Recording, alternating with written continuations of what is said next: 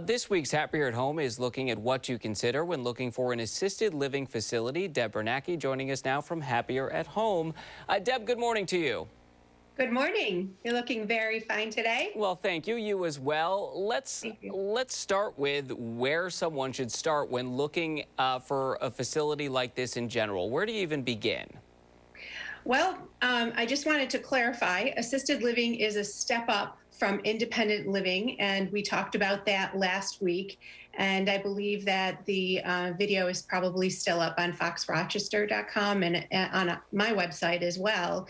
But to begin with, you really need to understand what your loved one's needs are and if assisted living is right for them, if it's the right level of care. And how do you do that? Because, there's assisted living, there's nursing homes, there's independent living, and even within the assisted living realm, there's enriched living. So the best idea is to have someone such as myself. I'm a registered nurse and certified in New York State to do patient review instruments. That's a PRI and screen. And what we do is come in and take a look at there's about 26 pages of an assessment to understand what level of care your loved one is and make our recommendations.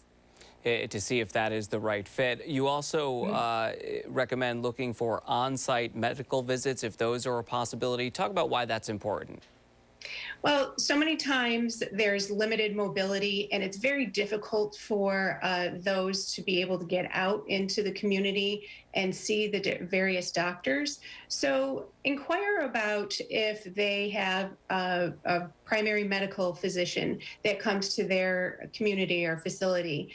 If there's a podiatrist who comes, oftentimes there may be every Friday that they have blood draws. So a lot of times you can do those things right in your community. Yeah, and less traveling for that individual, Yes. which makes it easier on them. You also talk about looking into whether the facility has a memory care unit. Talk about the need for that and if someone perhaps needs to transition into that from the assisted living, right? Right. So this is a really important thing because sometimes we are not really being so close to our loved one or being in denial. We're not understanding that those with dementia and Alzheimer's have increased needs. They need more one-on-one attention. So assisted livings and some of the skilled nursing facilities, which we often term as nursing homes, have a separate memory care unit or wing or floor. And that's important because there's a better staffing ratio. So your loved one gets the one-on-one attention that they may need. And this staff is trained for memory care as well. And oftentimes those with dementias start to wander. And especially given our weather in Rochester or even in the middle of the summer when it's hot, you have to be very careful to be aware of who's at risk to wander. So these memory care units have alarmed doors, and the main doors are locked so our loved ones can't get out and wander. Deb, we have about 30 seconds left, but you should also consider what's included in the cost, right? Yes, even with assisted living, what's included in the cost and what's a la carte. Is there housekeeping included? One of the big things that assisted living does is administer medications too.